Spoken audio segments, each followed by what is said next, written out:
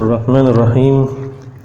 Alhamdulillahi rabbil alamin wa bihi nasta'inu ala umuri dunya waddin wassalatu wassalamu ala rasulil karim Sayyidina Muhammadin wa ala alihi wa sahbihi ajma'in. Wa ba'du.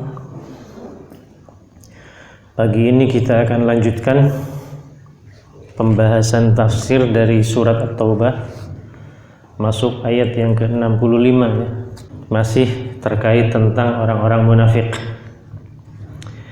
Allah Subhanahu wa taala berfirman, "A'udzubillahi minasyaitonir rajim. Bismillahirrahmanirrahim. Wala in sa'altahum la yaqulunna innama kunna nakhudu wa nal'ab. Qul abillahi wa ayatihi wa rasulihi kuntum tastahzi'un."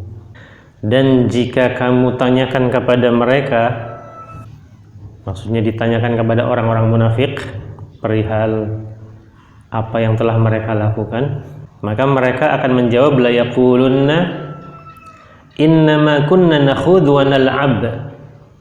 Sungguhnya kami ini cuma bersenda gurau dan bermain-main, cuma bercanda aja. Qul, katakanlah, abillahi wa ayatihi wa rasulihi kuntum tastahzi'un. Katakanlah, apakah terhadap Allah, terhadap ayat-ayat Allah dan Rasul Allah kalian bermain-main atau bercanda. Jadi di dalam kitab tafsir ini ketika menjelaskan kata wala in sa'altahum la yaqulunna innama kunna nakhudhu wa nal'ab, dijelaskan dengan kalimat wala in sa'alta ya Muhammad, jika ditanyakan olehmu ya Muhammad, haula'il munafiqin, kepada mereka orang-orang munafik, amma qalu minal batil wal kadhib, terkait perkataan mereka yang batil dan penuh kebohongan, fi haqqika wa fi haqqil Islam, yang mencederai dirimu dan juga mencederai Islam, la yaquluna laka, maka pasti mereka akan menjawab kepadamu, ma kunna jadin, kami ini cuma nyari hiburan aja, bercanda maksudnya. Wa innama kunna namzahu wa nal'ab, dan kami ini cuma berkelakar dan berolok-olok aja, litarwihi anin nafsi, untuk refreshing, jadi untuk cari segar gitu, supaya dirinya segar. Nah, terkait tentang ayat ini, Imam As-Sabuni juga mengutip sababun nuzul yang dinukil dari kitab tafsir Imam At-Tabari. Qala At-Tabari, berkata Imam At-Tabari, baina Rasulullah SAW yasiru fi ghazwatihi ila Tabuk, di tengah-tengah kita bersama Rasul ketika berjalan atau bepergian menuju perang Tabuk, wa baina yadayhi nasun minal munafiqin, di tengah-tengah beliau ada sekelompok orang munafik. Faqalu, orang-orang munafik itu berkata, unduru ila hadzal rajul, perhatikan kepada lelaki itu, maksudnya kepada Nabi. Perhatikan kepada lelaki itu.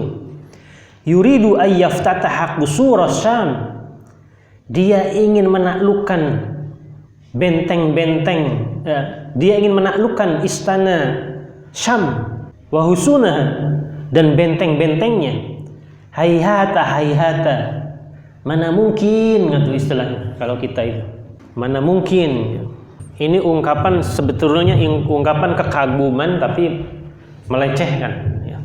Fattala Allahu nabiyahu, maka Allah memberitakan kepada nabinya perihal perbuatan orang munafik atau perkataan orang munafik itu. Fa'atahum, maka mereka didatangi. Faqala, ditanyakan, qultum kadza wa kadza, apakah kamu telah mengatakan perkataan seperti ini atau seperti itu? Faqalu, lalu mereka menjawab, ya Nabi Allah, innama kunna nakhudhu wa nal'abu, wahai Nabi Allah, sesungguhnya kami ini cuma berolok-olok dan bermain-main, cuma bercanda aja. Ini menurut versi yang dikutip oleh Imam Tabari dalam kitab tafsirnya. Di dalam tafsir Imam Ibnu Katsir tercantum juga sababun nuzul melalui jalur Abdullah bin Umar dengan menyebut nama dua orang munafik. Jadi ketika kaum muslim berangkat menuju wilayah Tabuk, karena diperintahkan oleh Allah dan Rasulnya semua laki-laki muslim berangkat, di tengah-tengah perjalanan ada orang munafik yang bernama Wadi'ah bin Sabit dengan Mahshi bin Humair, jadi disebut namanya.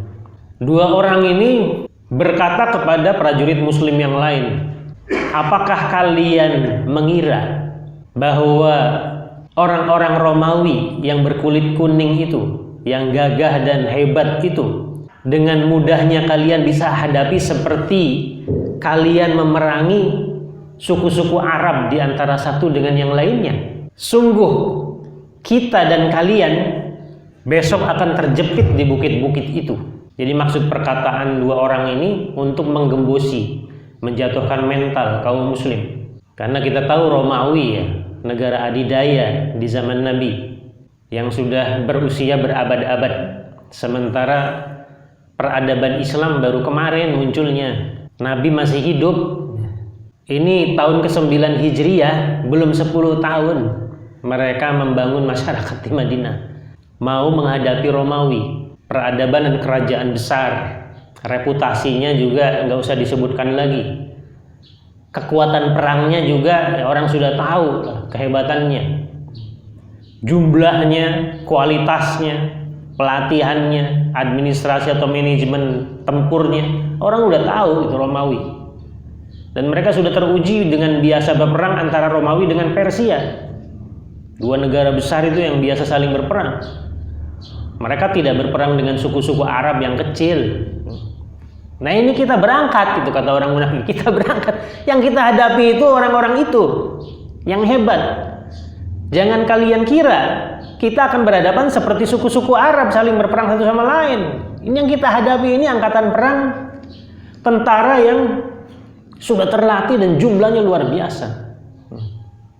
Maka kata mereka, sungguh kita nanti besok akan terjepit di antara bukit-bukit itu, maksudnya dikepung dan dibinasakan.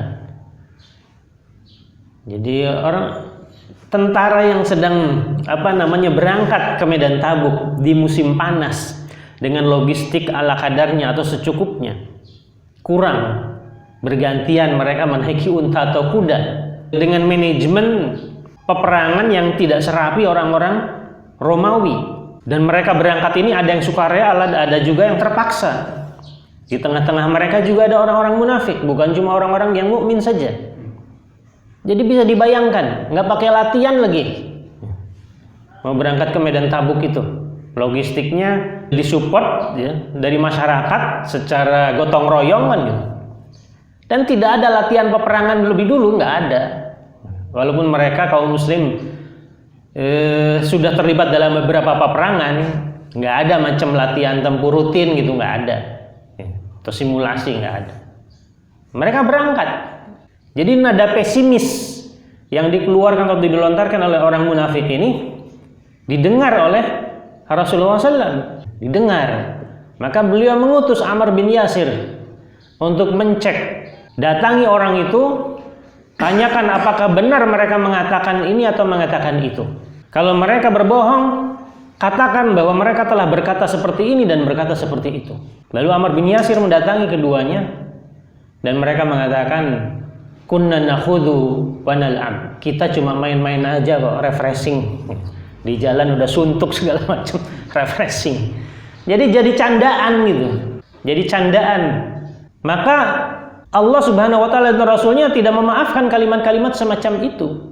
Diceritakan selanjutnya bahwa dua orang ini kemudian menyadari kesalahan atau kekhilafannya, terutama pada diri Mahshi bin Humair.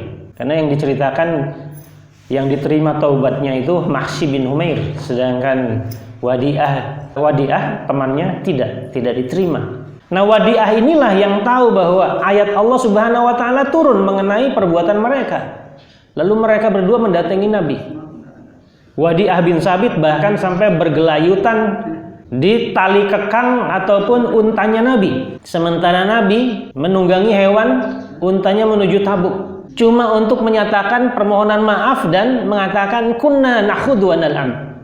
Ya Nabi Allah, kunna nakhudhu wa nal'ab. Wahai Nabi Allah, kita cuma bercanda, kita cuma main-main. Nabi cuma menjawab kalimat ini, yaitu abillahi wa ayatihi wa rasulihi kuntum tastahzi'un. Apakah kalian berolok-olok terhadap Allah, terhadap ayat-ayat Allah dan terhadap Rasul Allah? Cuma menjawab gitu aja. Jadi kalimat inilah yang menjadi tamparan bagi Mahsi bin Humair, salah satu dari orang munafik itu. Lalu dia mengatakan, sungguh aku lebih suka dicambuk 100 kali daripada mendengar turunnya ayat ini perihal perbuatan mereka. Memalukan gitu. Kemudian dia berdoa kepada Allah, ya Allah, jadi matikanlah aku di jalanmu. Maksudnya di dalam perang, berjihad di jalan Allah. Dan tanpa diketahui oleh orang-orang di mana jasadnya, tanpa ada yang mengaku, ada yang memandikan, ada yang menguburkan. Doanya begitu, dan doanya itu dikabulkan. Jadi Allah Subhanahu wa taala wafatkan Mahsi bin Humair itu di peperangan Yamamah. Perang Yamamah itu pada masa Abu Bakar Siddiq. Khalifah Abu Bakar Siddiq melawan orang murtad. Jadi melawan Musailamah al-Kadzdzab. Jadi gugur sebagai syahid di situ. Dan benar kalimatnya, tidak ada orang yang tahu di mana jenazahnya, nggak ada yang mengaku menyolatkan menguburkannya, nggak ada yang menemukan. Jadi itu, dan itu diabadikan juga nanti dalam ayat berikutnya. Di antara orang munafik itu ada yang Allah ampuni, ada yang Allah tidak ampuni. Jadi ada yang bertobat, ada yang tidak bertobat. Nah ini, jadi kalimat bercanda ataupun olok-olok atau berkelakar ini harus hati-hati gitu. Mentang-mentang sekarang zamannya stand up komedi, semua dilabrak ya.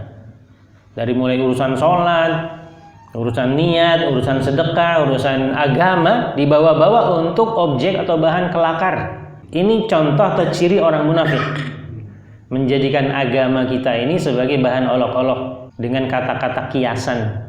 Dari ayat ini kita bisa mengambil sebuah hukum dari kalimat Qul abillahi wa ayatihi wa rasulihi kuntum tastahzi'un. Apakah terhadap Allah, ayat Allah dan Rasul Allah itu kalian berolok-olok? Ini kalimat tanya yang bernada celaan. Jadi al-istifham litaubih namanya. Kalimat tanya untuk mencela orang yang semacam itu perbuatannya. Artinya dilarang berolok-olok. Kalimat positifnya itu dilarang berolok-olok tentang Allah, tentang Rasul Allah, tentang kitab Allah. Orang-orang barat biasa mengolok-olok ratunya kan gitu. Biasa mengolok-olok kitabnya, biasa mengolok-olok Tuhannya. Kita di sini dilarang melalui ayat ini untuk menjadikan bahan senda gurau tentang Allah, tentang ayat Allah dan tentang Rasulullah. Rasulullah dan keluarganya jelas, sifat-sifat Nabi, akhlak Nabi. Banyak orang-orang barat lalu tertulari kepada sebagian orang munafik di antara kaum muslim, mengolok-olok pribadi Nabi, mengolok-olok keluarga Nabi, tentang poligami lah, tentang pakaian jubahnya Nabi lah, segala macam ya, diolok-olok. Bagi mereka yang bukan muslim, ya, mereka biasa mengolok-olok nabi-nabi mereka dan kitab-kitab mereka, bahkan Tuhan mereka juga diolok-olok. Maka kita dilarang di sini, dan itu tanda kemunafikan. Bahkan sebagian ulama nanti pada ayat berikutnya sebagai hujah, argumen, tidak bisa diampuni. Sebagian pendapat menyatakan tidak bisa diampuni dosanya kalau ada orang mengolok-olok, dan dia bisa terjerumus dalam kekafiran. Dan di dunia dia harus dihukum mati tanpa ada maaf. Jadi ini beratnya kalimat yang mencirikan kemunafikan. Mengenai tafsir atau penjelasan kalimat Qul abillahi wa ayatihi wa rasulihi kuntum tastahzi'un, Imam As-Sabuni menjelaskan, Qul lihaula'il munafiqina, katakan kepada mereka orang-orang munafik itu, atastahzi'una bidinillahi wa syar'ihi wa kitabihi wa rasulihi, apakah mereka mengolok-olok agama Allah, syariat Allah, kitab Allah dan Rasulullah? Wal istifhamu litaubih, ini adalah kalimat tanya untuk mencela. Tsumma kasfu ta'ala amarahum wa fadahalahum, kemudian Allah mengekspos atau mengungkap perkara mereka, kondisi mereka, keburukan mereka itu. dengan sikap yang tegas, yaitu ayat berikutnya. Jadi di sini malah ditafsirkan tidak boleh juga berolok-olok tentang syariat kita. Tentang syariat kita tidak boleh. Jadi atas tahzi'una bidinillahi wa syar'ihi. Menurut Imam As-Sabuni, apakah kalian mengolok-olok tentang agama Allah yang Islam dan mengolok-olok syariatnya? Jadi kalau ada stand up komedi atau pelawak atau siapapun yang main ludruk atau apa ya namanya, mengolok-olok Islam, mengolok-olok syariat Islam, ini terkena ayat ini. Itu ciri orang munafik dan dosanya sangat besar. Karena itu berarti meragukan agamanya, mempermainkan. Salah satu tanda munafik di dalam kitab Wasiyatul Mustafa, ada nama kitabnya. Itu di situ ada 3 cirinya. Yang pertama, asyakku fillah, ragu-ragu tentang Allah. Di situ masuk di dalamnya ragu-ragu tentang hari akhir, hari kebangkitan, ragu-ragu tentang surga neraka, ragu-ragu ada nggak sirat atau jembatan menuju surga atau yang gagal masuk neraka, ragu-ragu bahwa masa sih semua orang kafir masuk neraka, yang masuk Islam cuma yang bersyahadat saja, kan mereka juga ada yang baik kan gitu. Ini ragu-ragu. Penjelasannya kan ada dalam Quran tentang masalah itu. Jadi kita ikut apa yang dijelaskan oleh Allah Subhanahu wa taala. Tidak peduli kebaikannya segunung. Kalau mereka kafir sih sama aja. Jadi asyakku fillah itu ciri yang pertama. Ciri yang kedua adalah kata penyusun kitab itu, orang munafik itu al-baghdu fi ibadillah. Sangat benci kepada hamba-hamba Allah yang mukmin, yang lurus, yang ikhlas, yang bersih. Enggak suka kepada orang-orang yang lempeng, yang benar. Itu cirinya. Mereka malah lebih suka dengan orang-orang sesama munafik atau orang-orang yang kafir. Berteman lebih dekat daripada orang-orang soleh. Mereka nggak suka sama orang-orang soleh. Itu cirinya. Dan yang ketiga cirinya adalah al-ghaflatu an ta'atillahi ta'ala. Mereka melalaikan perbuatan-perbuatan taat kepada Allah. Boro-boro taqarrub yang wajib-wajib aja ditinggalin atau belang-belang. Boro-boro sholat 5 waktu. Sekali aja dalam sehari masih mending. Belum lagi puasa Ramadan atau ibadah-ibadah yang lain yang wajib, mereka lalaikan. Apalagi yang sunnah. Maka wajar mereka sering mengejek, mengolok-olok, mempertanyakan tentang masalah-masalah yang sesungguhnya itu wajib atau masalah-masalah yang pasti haram. Mereka pertanyakan, yang pasti halal dipertanyakan juga, siapa tahu itu haram. Itu ciri orang-orang munafik. Sudah diberitahu oleh Allah juga tentang ciri-ciri itu. Jadi dalam hadis yang terkenal itu, idza hadatsa kadzaba, jika berbicara bohong, idza wa'ada akhlafa, jika berjanji dilanggar, idza tumina khana, jika diberi amanah berkhianat. Kalau ada ciri itu, kita berarti punya ciri munafik. Suka bohong, janji enggak ditepati, dilanggar, diberi amanah jabatan kekuasaan atau taklif, dilalaikan, dikhianat, berkhianat. Kan banyak janji-janji bohong, bukan cuma milik pejabat, milik yang lain juga banyak janji-janji bohong. Belum lagi amanah disia-siakan. Nah itu tanda-tanda munafik. Jadi bahaya tanda munafik itu. Yang menurut Imam Ibnu Katsir ada 2 munafik itu, yang sifatnya i'tiqadi, ini yang bisa kafir. Ada yang amali, ini nggak kafir tapi dosa besar. Jadi munafik i'tiqadi itu seperti orang yang ragu-ragu tentang hari kebangkitan. Nggak pernah ada orang yang pergi ke hari kebangkitan lalu kembali lagi menceritakan ada enggaknya. Ini kan ragu-ragu. Ini bahaya ucapan seperti ini. Kalau dia berlandasan keyakinan ucapannya, itu bisa menjerumuskannya dalam kekufuran. Kecuali dia bodoh, nggak sengaja atau bodoh. Dan jenis yang kedua itu munafik amali, munafik perbuatannya. Ya seperti ciri 3 hadis tadi. Kalau bicara banyak bohongnya, banyak janjinya dilanggar. Janji akan ini, akan itu, bangun ini, bangun itu, yang terwujud cuma 1 dari 100 janji. Dan juga berkhianat di dalam amanah yang diberikan kepadanya. Itu dosa besar. Karena itu ciri munafik. Walaupun tidak menjatuhkan dia ke dalam kekufuran, itu dosa besar. Jadi Allah memberitahu kepada kita ini banyak ayat tentang munafik karena tersebar di berbagai surat dan ayat munafik itu. Ayat-ayat pertama surat Al-Baqarah udah ada, wa minan nasi may yaqulu amanna billahi wa bil yaumil akhir wa ma hum bimumin. Yukhadi'unallaha walladzina amanu dan seterusnya itu orang munafik. Nanti ketemu lagi di surat An-Nisa, innal munafiqina fi darkil asfali minan nar, atau innallaha jami'ul munafiqina wal kafirina fi jahannam jami'a, itu orang munafik. Ketemu lagi nanti di surat Muhammad, wala ta'rifunnahum fi lahnil qawli wallahu ya'lamu a'malakum. Kalian akan mengenali mereka orang-orang munafik itu fi lahnil qaul, dari susunan kalimat yang mereka lontarkan, dari gaya bahasanya, dari ciri-ciri yang mereka biasa lontarkan kalimat-kalimatnya. Allah yang menyatakan begitu, wala ta'rifannahum fi lahnil qaul. Kamu akan tahu. Wallahu ya'lamu a'malahum, dan Allah mengetahui perbuatan-perbuatan mereka. Ada juga surat munafik, surat Al-Munafiqin. Wallahu yashhadu innal munafiqina lakadzibun. Itu kan surat Munafiqin ayat 1. Akhir dari ayat 1. Sesungguhnya Allah mengetahui bahwasanya orang-orang munafik itu lakadzibun, itu bohong, tukang bohong.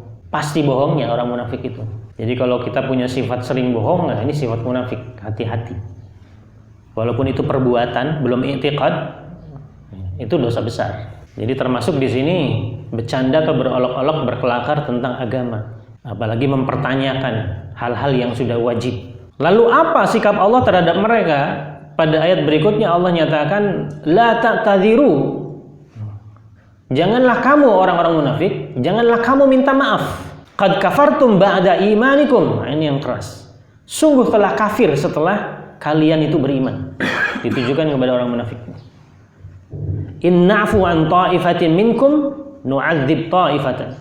Jika kami mengampuni sekelompok dari mereka karena mereka bertaubat, maka sungguhnya kami juga mengazab sekelompok yang lainnya karena mereka tidak bertaubat. Bi annahum kanu mujrimin, disebabkan perbuatan-perbuatan dosa yang mereka lakukan. Jadi di dalam kitab tafsir ini ketika menjabarkan la ta'tadhiru qad kafartum ba'da imanikum dengan kalimat la ta'tadhiru bitilkal aiman al-kadzibah, tidak akan diterima permintaan maaf kalian itu walaupun dengan sumpah, tapi sumpahnya sumpah bohong. Wallahi itu cuma bercanda, wallahi itu enggak sengaja, tapi sering.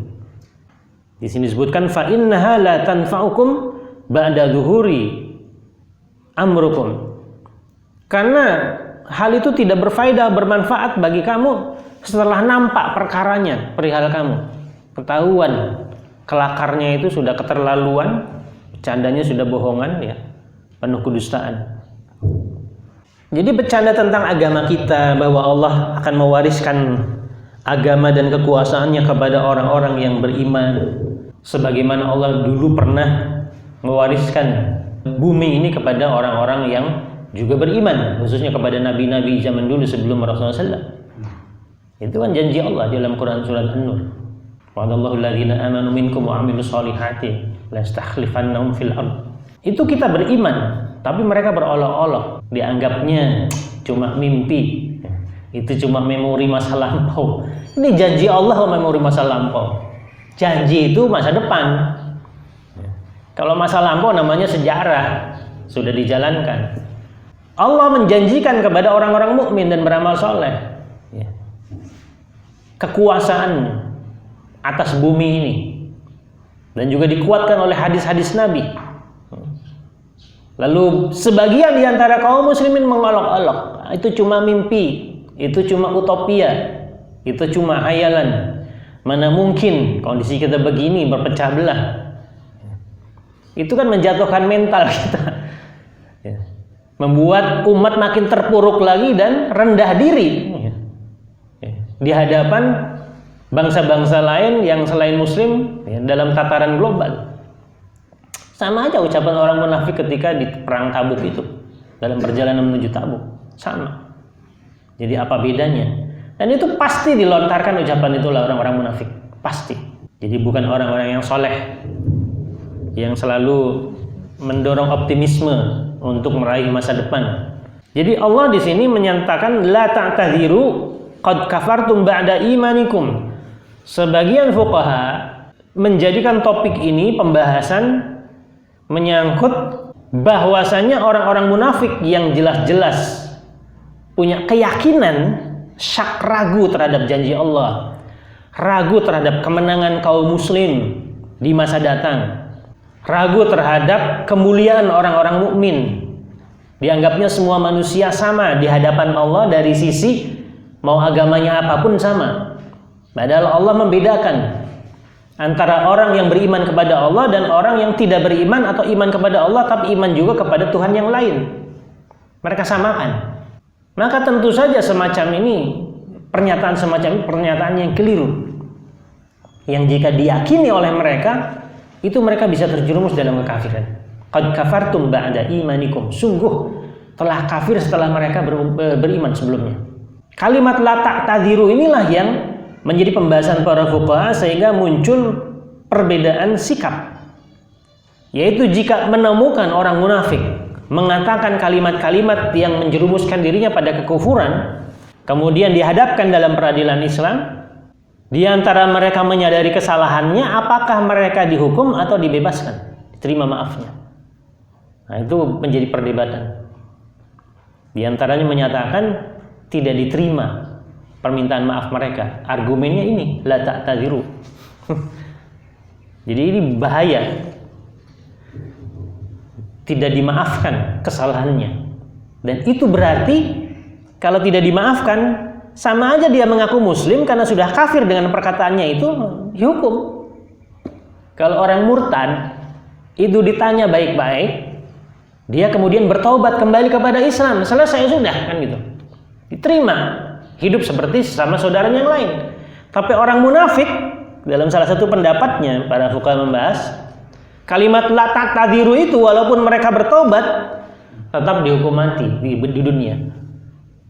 Urusan nanti Allah yang menerima taubatnya. Tapi di dunia dia dihukum mati. Nah, pendapat-pendapat semacam ini juga pendapat populer.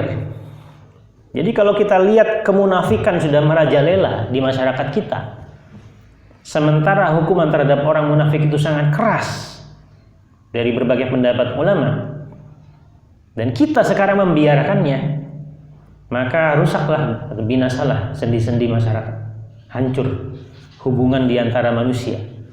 Jadi mengapa keras? Untuk menjaga kebersihan peradaban. Karena manusia itu hakikatnya cuma dua aja, iman kafir, jelas. Sementara munafik ini di antara dua, bersama kita mengaku muslim, bersama kafir mengaku kafir. Ini yang berbahaya. Sementara kita tidak tahu dia apa yang terjadi di belakangnya. Kita hanya menghukumi apa yang di hadapan kita saja, padahal sesungguhnya dia musuh.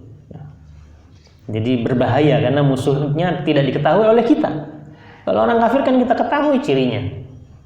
Nah, ini kalimat qad kafartum ba'da imanikum. Jadi menjadi satu argumen bahwa mereka tidak diterima karena sudah kafir. Tidak diterima kalau la ta'tadiru. Permohonan maaf mereka nggak bisa diterima. Kemudian innafu an ta'ifati minkum nu'adzib ta'ifah. Sebagian mufassir mengatakan kejadiannya yang menimpa tadi Mahsi bin Humair yang kemudian Allah maafkan. Jadi innafu an ta'ifatin minkum.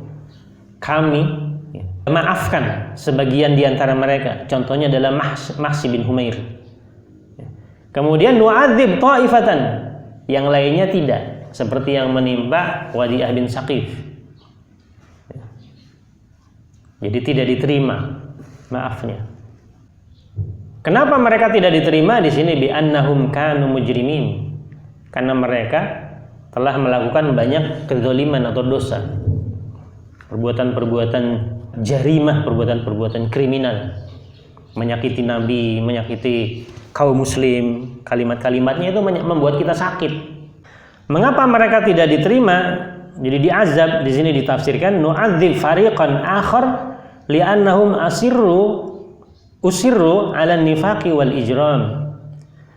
Jadi kami mengazab sebagian yang lainnya karena mereka meneruskan atau melanjutkan kemunafikan dan juga kezalimannya. Orang bertaubat itu harusnya kan salah satu syaratnya taubat menghentikan perbuatan jahatnya itu.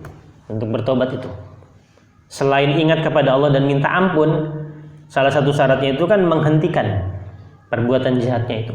Nah, ini mereka tidak berhenti. diingatkan tidak berhenti. Itu memang ciri munafik sejati. Kalau diingatkan, dikritik itu nggak mempan. Nggak mempan. Jadi mereka malah membabi buta dan semakin bersemangat, ciri-ciri orang munafik itu. Lalu Allah Subhanahu wa taala di sini memberitahu pada ayat berikutnya, al-munafiquna wal munafiqatu ba'duhum min ba'd ya'muruna bil munkari wa yanhauna 'anil ma'rufi wa yaqbiduna aydiyahum nasullaha fanasiyahum innal munafiqina humul fasiqun. Jadi kata Allah, al-munafiquna wal munafiqatu, lelaki munafik maupun perempuan munafik. Jadi bukan cuma lelaki aja munafik itu, perempuan juga ada. Ba'duhum min ba'di, satu sama lain itu sama aja. Mau yang laki, mau yang perempuan, sama saja. Walaupun di dalam sejarah Islam yang terkenal adalah yang laki-laki di masa Nabi ya laki-laki. Ya'muruna bil munkari wa yanhauna 'anil ma'ruf. Ini cirinya diberitahu juga oleh Allah kepada kita. Mereka orang munafik itu memerintahkan yang mungkar dan mencegah yang ma'ruf. Nah, itu. Jadi kalau ada orang mengaku Islam tapi suka mempropagandakan kemungkaran, mempropagandakan LGBT, mempropagandakan kesamaan hak transgender, macam-macam lah. Padahal yang seperti itu tidak boleh ada dan harus diselesaikan segera dengan kacamata Islam. Kemudian wa yanhauna 'anil ma'ruf, sementara yang perbuatan ma'ruf itu oleh mereka dihalang-halangi, dicegah. Sama seperti kita mencegah kemungkaran. Itu ciri orang munafik. Dan Allah menyatakan di sini wa yaqbiduna aydiyahum. Tangan-tangan mereka tergenggam. Maksudnya adalah mereka malas atau tidak berinfak atau bersedekah. Tergenggam itu maksudnya tidak bersedekah, pelit.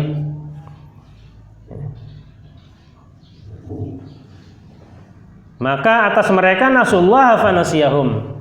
Mereka itu juga melupakan Allah, maka Allah akan melupakan mereka. Jadi di dalam kitab tafsir ini ketika menjelaskan al-munafiquna wal munafiqatu ba'duhum min ba'di, dikatakan dengan kalimat al-munafiquna wal munafiqatu sinfun wahid. Lelaki munafik maupun perempuan munafik itu satu barisan. Satu barisan sama. Wa hum mutasyabihuna fin nifaq wal bu'd 'anil iman. Mereka itu serupa di dalam kemunafikan dan jauhnya dari iman. Mau yang laki-laki mau yang perempuan sama aja. Ba'duhum min ba'di maksudnya ayyakunu minal mu'minin. Nafi ayyakuna, nafyun an yakunu minal mu'minin. Ini adalah negasi, tidak sama mereka itu dengan orang mukmin. Kan al-mu'minun wal mu'minatu ba'duhum awliya'u ba'din, sama. Ini al-munafiquna wal munafiqatu ba'duhum min ba'din, Allah menyatakan. Jadi kita bisa perhatikan orang munafik lelaki atau perempuan kerjasamanya saling menggenggam, saling kerjasama, tolong menolong, itu sama munafik. Orang-orang mukmin lelaki atau perempuan juga saling membela, saling menolong di antara mereka sesama mukmin. Nggak ada ayat yang menyatakan mukmin dengan munafik saling bekerja sama dan saling tolong menolong, nggak pernah ada. Itu sudah tabiat Allah ciptakan begitu gennya. Karena Allah yang menciptakan mereka, bahwa munafik dengan munafik itu saling kerjasama.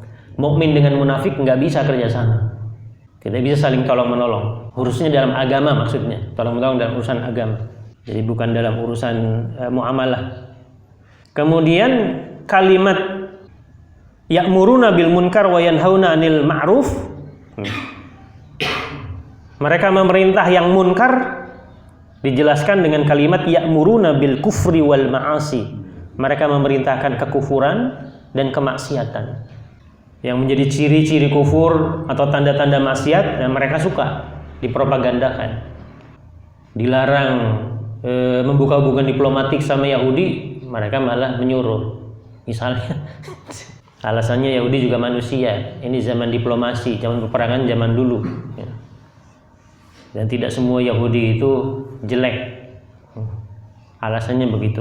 Begitu juga mempropagandakan kemaksiatan, kesamaan hak bagi bukan cuma perempuan laki, tapi juga orang yang mengaku perempuan sekaligus mengaku laki-laki. Jadi isu-isu tentang kebebasan sebagaimana persepsi Barat yang bertolak belakang dengan Islam, itu mereka propagandakan, itu ciri juga. Isu-isu tentang kepemimpinan milik semua agama dan semua laki dan perempuan. Kalau urusan pilkada biasanya muncul lagi isu-isu itu juga ciri yang mempropagandanya kan adalah orang-orang munafik.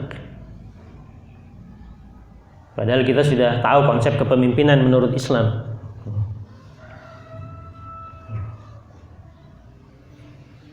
Ketika isu surat Al-Maidah ayat 51 beberapa tahun lalu muncul, yang mempropagandakan dan melawannya antara orang-orang munafik.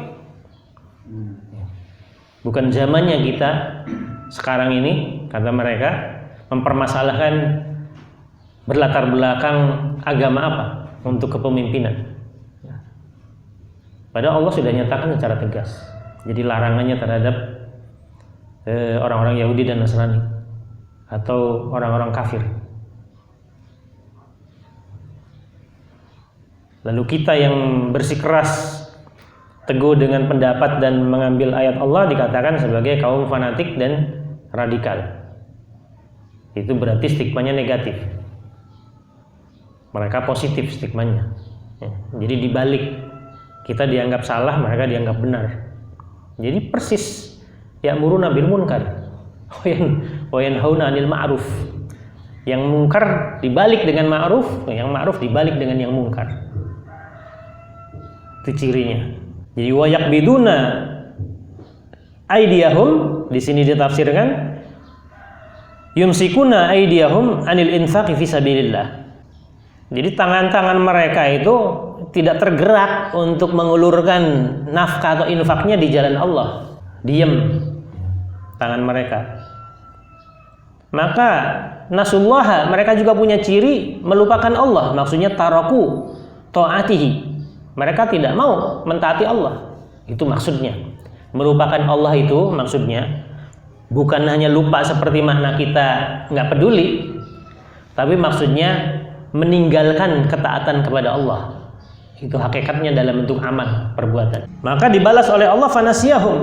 Maksudnya Allah melupakan mereka, fatarokahum min rahmatihi wa fadlih. Yaitu Allah tidak beri kepada mereka itu rahmat dan karunia. Rahmat itu adalah kebaikan dari Allah. Seperti misalnya ampunan, itu kebaikan dari Allah, pemaafan dari Allah, diterima taubatnya itu. Itu adalah rahmat dari Allah Subhanahu wa taala. Diringankannya kita di hari akhir, dimudahkannya kita, diselamatkannya kita nanti di akhirat. Itu atas rahmat Allah. Bukan cuma karena amal kita, tapi rahmat Allah Subhanahu wa taala. Kita diberi karunia, fadilah dari Allah berupa kenikmatan di surga. Itu dari Allah Subhanahu wa taala. Orang munafik tidak akan dapat. Itu maksud Allah melupakan mereka. Jadi bayangkan ya, kita aja kalau dilupakan sama keluarga di dunia itu kita sengsara. Apalagi ketika kita sudah tua sendirian. Siapa yang ngurus kalau kita sakit? Siapa yang ngurus kalau kita mati? Mau ke sana dimusuhi, dicuekin, mau ke sini juga mereka menjauh. Di dunia aja kita sengsara dengan sesama manusia. Apalagi di akhirat gitu. Di akhirat manusia masing-masing urusannya, hanya Allah lah yang menjadi harapan kita. Allah yang menjadi harapan kita tidak mempedulikan. Jadi nggak peduli di akhirat, itu sudah sengsara yang luar biasa. Sejati-sejatinya sengsara yang sebenarnya itu. Jadi nggak dapat rahmat dan karunia dari Allah Subhanahu wa taala. Maka Allah menutup ayat ini dengan innal munafiqina humul fasiqun. Sungguhnya orang-orang munafik itu mereka orang yang fasik. Yaitu di sini wal khuruj an taatir rahman. Mereka telah keluar dari ketaatannya Ar-Rahman, ketaatan kepada Allah Subhanahu wa taala. Itu fasik. Kemudian Allah Subhanahu wa taala melanjutkan pada ayat berikutnya. Wa'adallahu al-munafiqina wal munafiqati wal kuffara nar jahannam khalidina fiha hi hasbuhum wa la'anahumullah wa lahum adzabun muqim. Allah menjanjikan orang-orang munafik lelaki ataupun perempuan dan orang-orang kafir nar jahannam, api jahannam, khalidina fiha, kekal di dalamnya, hi hasbuhum, cukuplah neraka itu bagi mereka, wa la'anahumullah, dan Allah melaknat mereka, wa lahum adzabun muqim, dan mereka mendapatkan azab yang kekal. Ini janji Allah, ini janji yang membuat kita takut. Karena janji ini bukan menimpa orang kafir aja. Tadi disebut ayatnya wal kufara. Tapi juga munafik disebut dengan nisbah laki-laki dan perempuan. Munafiqina wal munafiqat. Siapa yang disebut munafik? Ya kita sudah pernah membahas dulu waktu menyinggung surat Al-Baqarah. Wa minan nasi may yaqulu amanna billahi, itu ayat ke berapa tuh? Ayat ke 9. Ayat ke 9. Di situ Imam Ibnu Katsir mendefinisikan munafik yakni izharul khair wa israrus syarr. Orang yang menampakkan baik-baik di depan kita tapi menyembunyikan kejahatannya, keburukannya. Di depan kita baik-baik, ngomong beriman, akan menolong kita, menjanjikan yang baik-baik, memberi harapan. Tapi di belakangnya dia mengatakan kepada sekutunya, itu cuma main-main yang saya omongkan kemarin itu. Saya ini wallahi sama dengan kalian di depan orang kafir. Karena cirinya kan itu dalam surat Al-Baqarah pertama, ayat pertama, wa idza qila lahum aminu kama amanan nasu qalu. Jika disuruh kepada mereka, berimanlah kalian sebagaimana orang-orang lain juga telah beriman. Maka mereka mengatakan, apa kita beriman seperti orang-orang bodoh itu, orang-orang terbelakang, sufaha, orang-orang yang jahil, yang IQ-nya jongkok. Nggak mau lah, kita ini orang modern kan. Itu kan orang munafik yang mengatakan seperti itu, menganggap agama itu simbol keterbelakangan dan pembelengguan, bukan simbol pencerahan.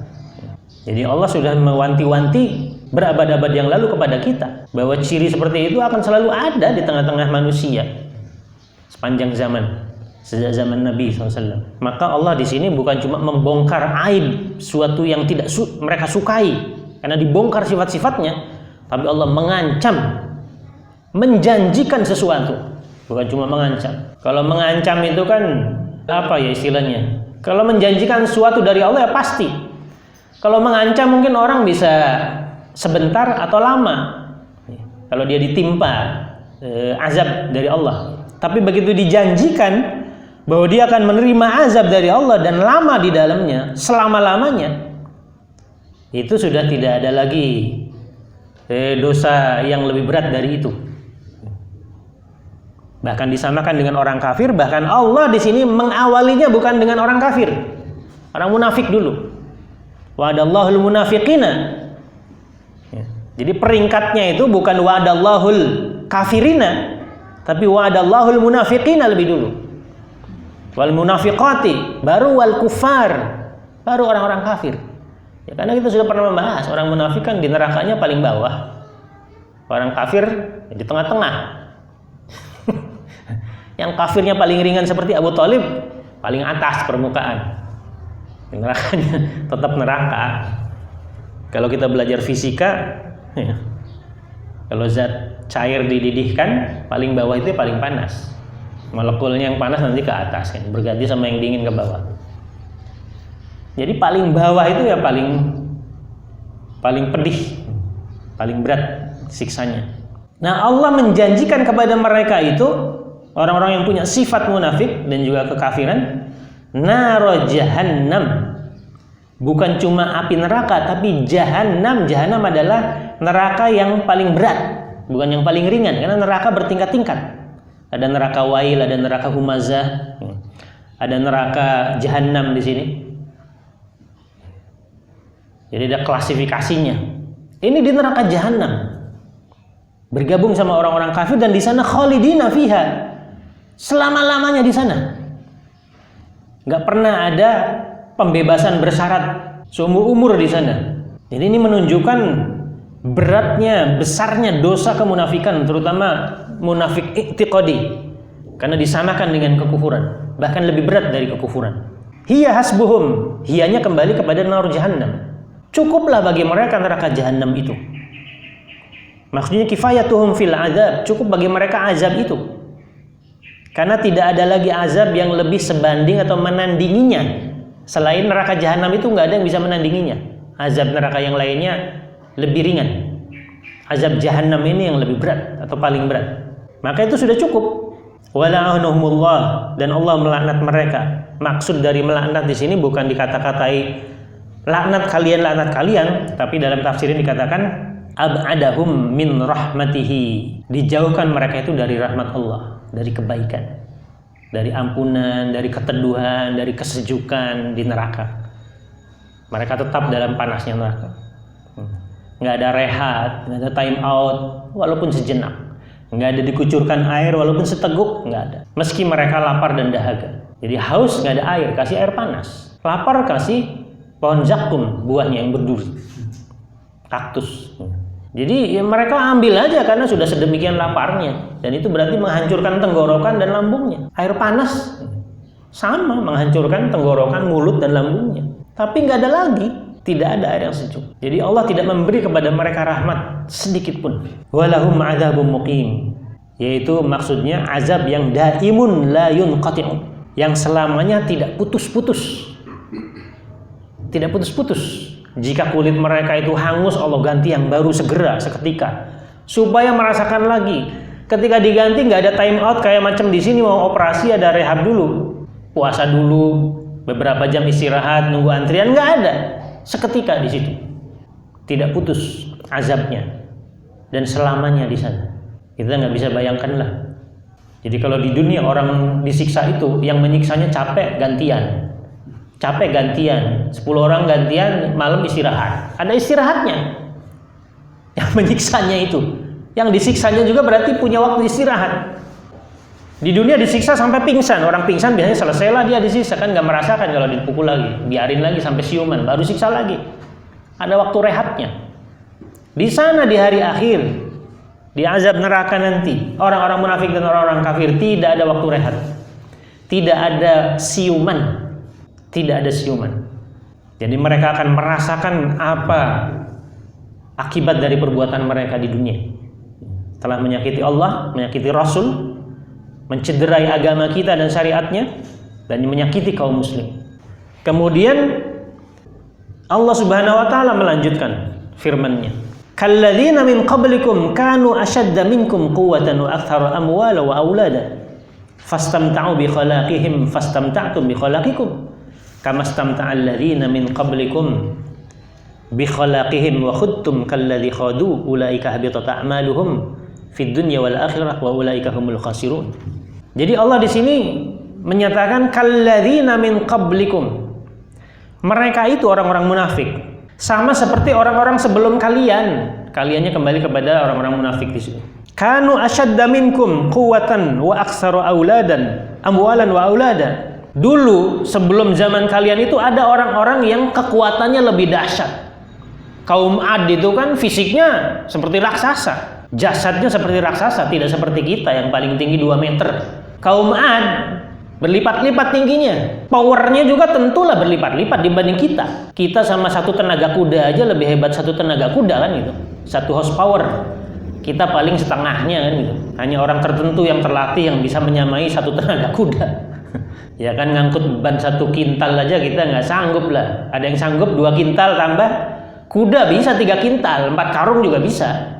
Kuda atau keledai. Nah, kaum Ad berlipat-lipat. Jadi kaum-kaum terdahulu. Bahkan amwalan, harta mereka juga lebih banyak. Orang di zaman Fir'aun, ada Qarun yang hartanya luar biasa. Kekuasaannya juga sangat besar. Dikelilingi oleh para penyihir yang jumlahnya ribuan. Nggak ada kerajaan-kerajaan yang berani melawan peradaban Fir'aun dulu. Bangunan-bangunannya megah yang tidak bisa ditandingi oleh peradaban-peradaban lain di dunia. Piramid tingginya lebih dari 100 meter. Kita bikin Monas baru tahun 60-an. Sebelumnya bangunan di negeri kita itu lebih rendah. Kan baru-baru ini bisa ada BNI Tower kan gitu. Tahun 2000-an. Akhir 90-an BNI Tower. Menjulang tinggi di atas 200 meter. 5.000 tahun yang lalu, zaman-zaman Fir'aun sudah ada bangunan yang lebih dari 100 meter. Jadi tanpa teknologi beton bertulang, cor, mereka udah tahu. Mereka sudah punya bangunan-bangunan megah. Bisa bertahan ribuan tahun bangunan itu sampai sekarang kita bisa lihat. Tapi bangunan yang kita bangun, berapa banyak proyek yang mau diresmiin, rubuh. Baru diresmikan kemarin kena banjir jembatannya, hanyut. Kena gempa bumi, hancur. Tapi lihat di lembah raja-raja di Mesir, ada namanya lembah raja-raja. Para arkeolog menggali kota-kota kuno yang menemukan bangunan-bangunan besar, balairung-balairung yang tinggi besar. Yang pilarnya itu bukan cuma satu dekapan badan kita. Berapa puluh orang perlu melingkar baru bisa mendekapnya. Untuk menopang struktur yang di atas yang luar biasa. Itu ribuan tahun lalu. Maka di sini dikatakan oleh Allah, asyadda minkum quwwatan wa aktsara amwalan. Harta mereka jauh lebih banyak dari kita. Kekuatan badannya juga lebih hebat. Wa aulada, dan anak cucu keturunannya lebih banyak dari kita. Maksudnya disokong oleh banyak koalisi. Mereka kaum-kaum terdahulu itu dikatakan oleh Allah Subhanahu wa taala, fastamta'u bi khalaqihim. Mereka menikmati bagian yang telah mereka dapatkan dulu. Yaitu di sini dikatakan min maladzid dunya, dari kelezatan dunia mereka dapatkan kemegahan, dahsyatnya kekuasaan, dominasi, keangkuhan, kedikjayaan. Itu mereka dapatkan dulu kaum-kaum terdahulu sebelum Islam. Maka kata Allah, fastamta'tum bi khalaqikum, kalian juga akan dapatkan. Orang-orang munafik ini nanti akan dapatkan juga. Mereka akan berkuasa, hebat, harta paling banyak, disupport oleh koalisi yang dominan. Nggak ada yang bisa mengkritik mereka. Kamastamta'al ladzina min qablikum, sebagaimana juga sebelum kalian, umat-umat sebelum kalian telah mendapatkan bagian dari kelezatan dunia, kekuasaan, kemewahan, dominasi harta dan seterusnya. Wa khudtum kalladzi khadu, dan mereka mempercakapkan tentang perkara-perkara batil dan kesesatan. Di sini dikatakan wa khudtum fil batil wad dalal kama khaduhum fihi, sebagaimana orang munafik sekarang yang dibahas oleh mereka itu bagaimana kekuasaan, bagaimana usahanya, bisnisnya itu, oligarkinya itu luas, bagaimana bisa dikeruk ini harta milik umat ini untuk dahaga, memuaskan dahaga mereka. Bagaimana mereka membangun kekuasaannya, bangun struktur masyarakat supaya mensupport mereka. Dan bagaimana mereka bisa mensuksesi generasi berikutnya yang memiliki sifat-sifat seperti mereka. Ya mereka bangun juga. Itu yang dimaksud khudtum kalladzi khadu. Mereka membicarakan topik-topik yang di dalamnya penuh dengan kebatilan, penuh dengan kegelapan. Tidak ada pembicaraan tentang hak, tidak ada pembicaraan tentang Islam, kecuali menjadikannya sebagai musuh. Kama khaduhum fihi. Umat-umat sebelum kita juga dulu begitu. Kaum Ad, kaum Samud, di antara sesama mereka itu. Bagaimana kaum Ad membicarakan bahwa Nabi Hud ini musuh. Jadi Nabi Hud alaihissalam dan orang-orang yang beriman kepadanya musuh. kaum Samud dengan Nabi Solehnya, negeri Madyan dengan Syuaib, Ibrahim alaihissalam dengan Namrud dan kawan-kawannya, Nabi Lot dengan penduduk Sodom. Itu semuanya ada dalam Quran, gambaran-gambaran itu. Mereka dulu lebih dahsyat, lebih hebat, lebih kaya, lebih kuat dibandingkan kita sekarang. Dan mereka sudah dapat bagian itu. Akhirnya adalah binasa. Jadi Allah mengingatkan di sini dalam ayat ini kepada orang-orang munafik supaya mereka ingat bagaimana siklus kejadian hebatnya mereka lalu kemudian terpuruk dan hancur. Itu juga akan melanda kalian orang-orang munafik. Allah menyebut ulaika habitat a'maluhum fid dunya wal akhirah. Mereka itu amalnya sia-sia di dunia dan akhirat, sia-sia. Jadi hilang, terhapus. Walaupun mereka anggap itu perbuatan baik, membanggakan apa yang menjadi prestasinya di dunia. Di mata Allah di sini ulaika habitat a'maluhum fid dunya. Enggak ada apa-apanya itu, bukan kebaikan. Hanya mudarat saja hasilnya. Jadi fala sawabalaha illan nar, enggak ada ganjaran pahala bagi mereka melainkan cuma neraka aja. Berarti yang mereka lakukan itu cuma buruk. Walaupun di mata manusia itu baik, ternyata buruk. Niatnya aja udah lain kan gitu. Bukan karena Allah. Kalau amal itu kan sesuai dengan niatnya. Niatnya bukan karena Allah, nggak dapat apa-apa. Apalagi kalau niatnya itu kesombongan, keangkuhan, mengecilkan orang lain, menjatuhkan, menyalahkan orang lain. Kemudian Allah di sini melanjutkan lagi. Jadi maksud mereka itu sia-sia amalnya di akhirat itu wala sawabalaha illan nar. Itu tidak ada ganjarannya. Sedangkan di dunia habitat a'maluhum fid dunya kan gitu, ada fil akhirah wal akhirah. Fid dunya maksudnya adalah ulaika humul kamiluna fil khusrani a'maluhum batilan. Mereka itu telah menyempurnakan perbuatannya di dunia itu, perbuatan yang merugikan dan penuh dengan kebatilan amalnya. Jadi di dunia itu merugikan orang lain. Maka di akhirat, yang dimaksud di akhirat adalah Allah tidak beri ganjaran kecuali neraka. Itu yang dimaksud habitat a'maluhum fil akhirahnya. Sementara fid dunyanya itu hanya merugikan saja masyarakat. Amal-amal yang batil, maksudnya yang tertolak oleh Allah, tidak diterima. Karena niatnya sudah bukan karena Allah, bukan karena kemaslahatan untuk manusia. Kemudian wa ulaika humul khasirun, dan mereka itulah orang-orang yang merugi. Jadi orang-orang yang kebalikan dari mendapatkan keberuntungan. Di sini ditafsirkan dari kalimat orang yang merugi itu ulaika humul kamiluna fil khusran. Mereka itu sempurna sudah kerugiannya. Mengapa sempurna? Karena di dunia ini, di dunianya itu hanya membawa kemudaratan perbuatan mereka, di akhiratnya nggak dapat ganjaran kecuali neraka. Jadi rugi, dua-duanya rugi. Betul-betul sempurna kerugiannya, itu dikatakan di tafsir ini. Mengapa sempurna kerugiannya? Karena Allah mensifatinya dengan ulaika habitat a'maluhum fid dunya wal akhirah. Jadi fid dunya wal akhirah. Biasanya kan Allah kadang-kadang tidak menyertakan fid dunya wal akhirah. Cukup dengan kalimat ulaika habitat a'maluhum. Udah, kita juga udah ngerti. Amal mereka itu sia-sia. Nah, itu udah. Tapi di sini Allah menyebut dengan fid dunya wal akhirah. Udah sempurna sudah. Karena alam kita ini kalau nggak dunia ya akhirat udah. Di dua tempat itu rugi dua-duanya, sudah sempurna kerugiannya.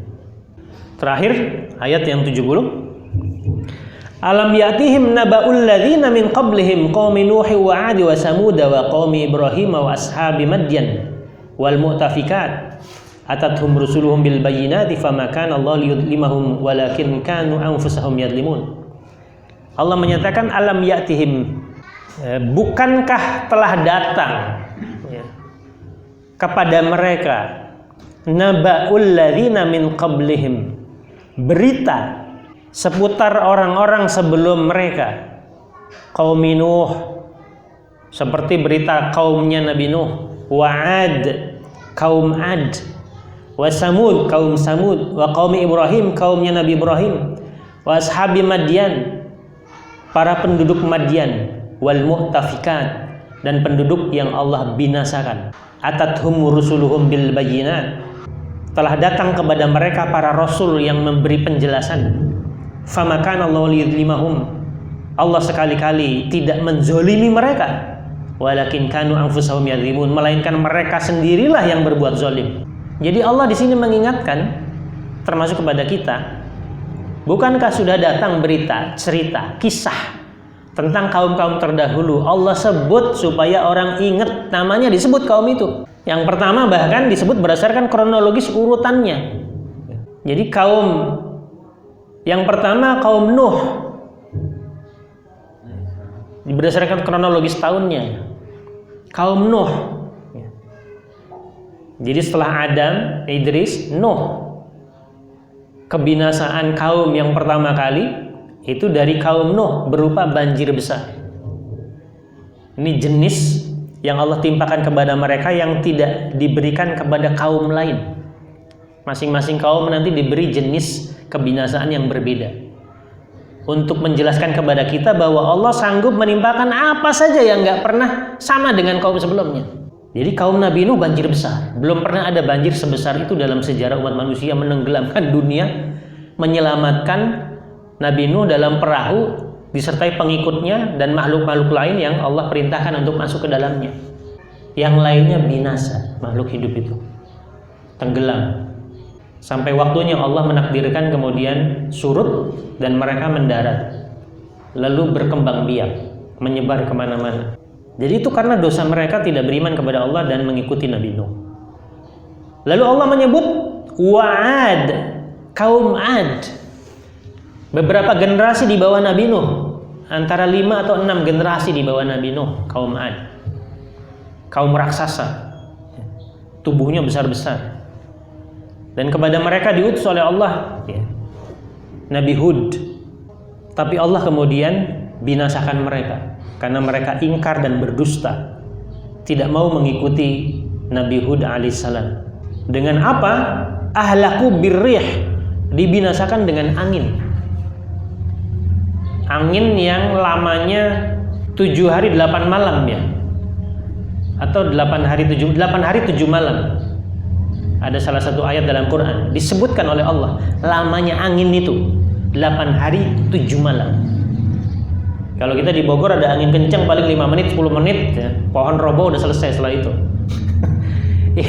8 hari 7 malam. Jadi angin topan yang menerbangkan mereka ke atas lalu membanting mereka ke bawah. Hancur tubuh mereka seperti pokok-pokok tunggul pohon kurma. Allah yang memberitahu kepada kita. Jadi bagaimana mereka binasanya itu. Angin yang juga dingin, membekukan. Jadi mereka dibanting ke bawah, hancur dan seperti tonggak tunggul pohon kurma karena membeku. Itu juga nggak pernah dialami azabnya oleh umat lain, oleh Allah kepada umat yang lain. Angin biasa itu sudah biasa, tapi ini angin yang membekukan. Ini yang menimpa kaum Ad.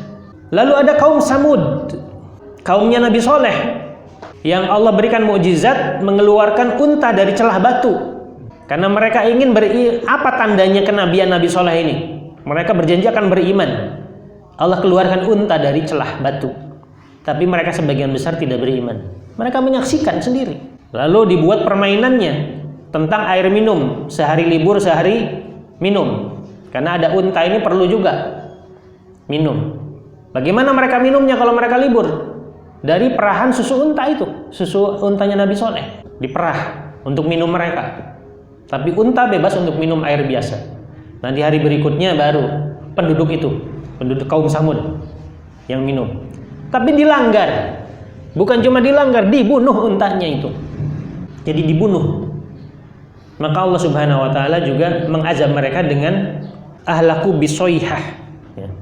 Mereka dibinasakan dengan suara yang keras. Maksudnya petir. Suara kencang. Yang memekakkan telinga, yang memecahkan kepala mereka. Ini juga kebinasaan yang tidak pernah dialami oleh umat lain. Azab semacam ini. Jadi ini yang menimpa kaum Samud. Lalu ada kaumnya Nabi Ibrahim, Di sini ahlaku bisal bin ni'mah, dibinasakan karena kenikmatan yang berlebih-lebihan, bahkan jadi membawa mudarat kepada mereka. Seperti Qarun yang ditenggelamkan ke dalam bumi, nggak berbekas.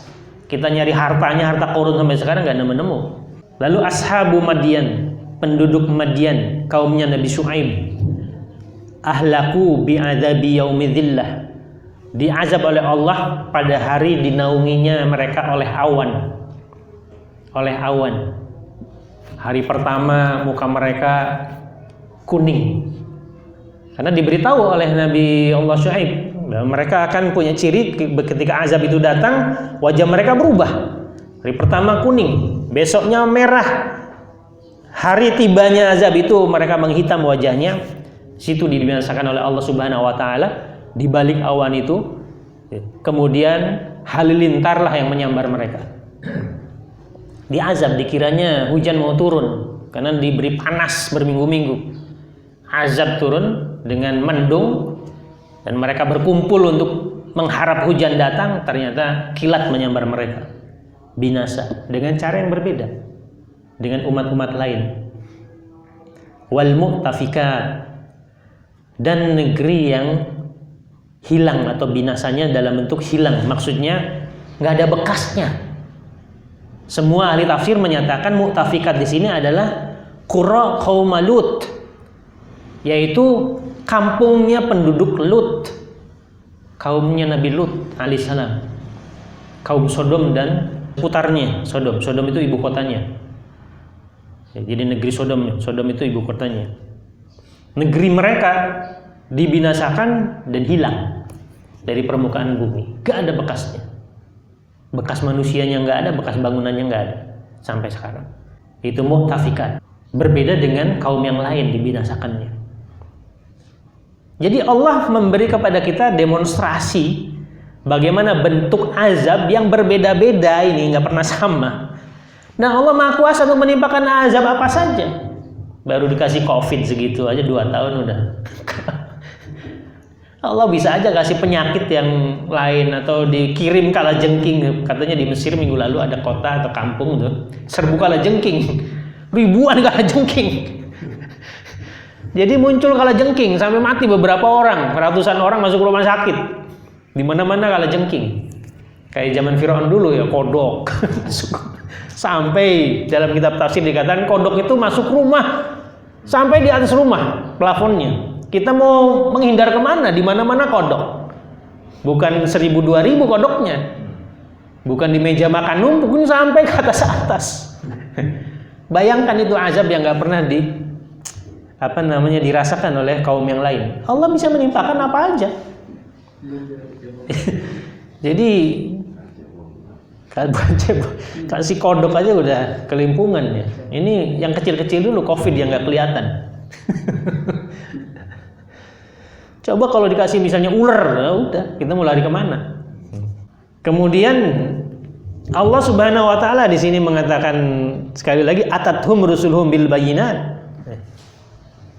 Jadi didatangkan kepada mereka itu para rasul dengan membawa penjelasan, yaitu sesuatu yang hak tentang kisah-kisah juga termasuk halal haram, yang wajib dan seterusnya.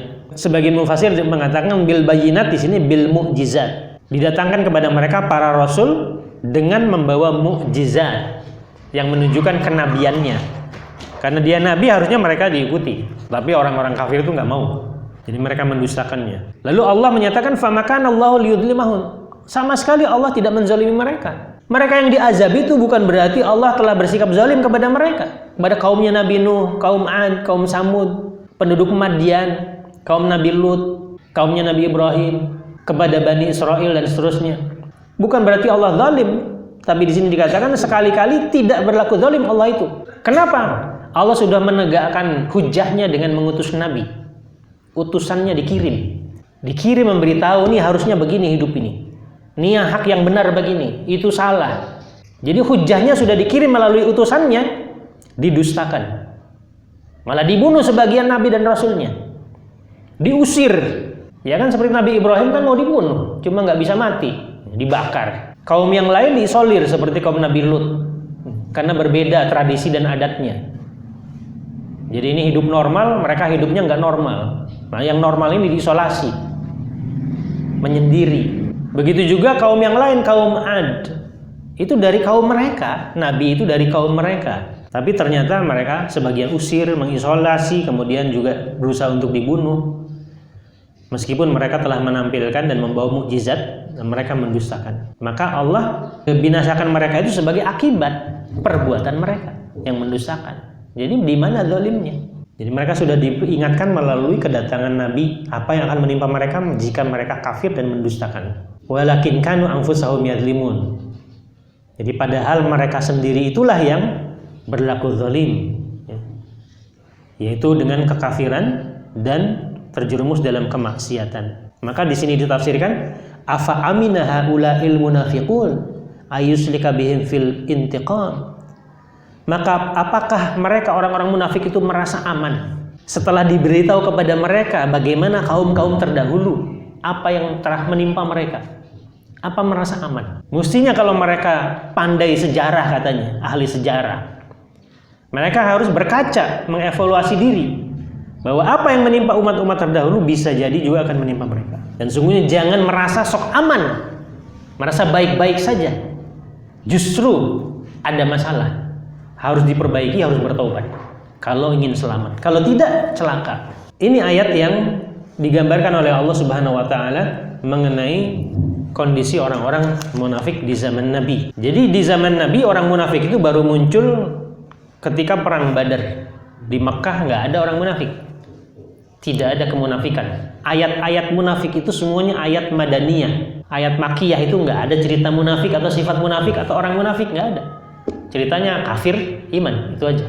Ada kasus Ammar bin Yasir tapi tidak disebut munafik. Ammar bin Yasir kan di Mekah. Yang kalau definisi munafik itu mungkin orang sebagian memasukkan peristiwa itu dalam kemunafikan. Tapi ayat tidak membicarakan itu atau tidak memasukkan dalam kemunafikan. Karena Rasul sendiri bahkan menyuruh kepada Ammar, jika engkau menemui perkara itu lagi, lakukan seperti itu lagi. Artinya itu bukan kemunafikan. Jadi itu hanya apa istilahnya taqiyah yang syar'i.